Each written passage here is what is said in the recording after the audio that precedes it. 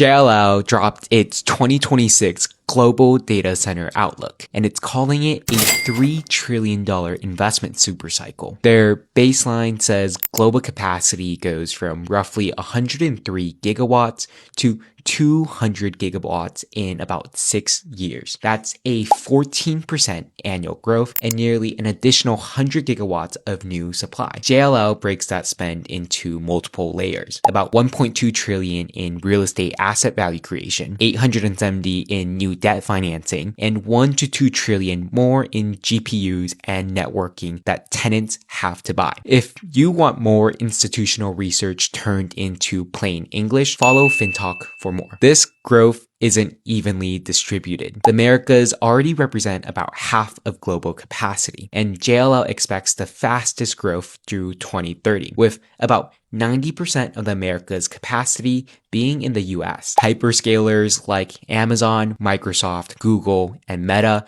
are still the demand engines, and AI share of workloads goes from 25% today to 50% by 2030. But the real pivot is 2027. JLL says inference can overtake training, which pushes more data centers closer to where people live because latency matters. Now, the honest part. JLL admits that the 14% forecast relies on two major assumptions. First, power constraint gets mitigated and demand keeps up so vacancy stays low. In their downside scenario, they're projecting a 7% CAGR if AI spending cools down or energy supply chains stay tight, and upside at 20% if AI adoption explodes. JLL's counter to the AI bubble fears is property fundamentals. 97% occupancy and 77% of the capacity under construction is already pre-committed. So the takeaway is simple. This isn't just real estate, it's power, capital markets, and AI demand converging. Follow FinTalk for your next breakdown.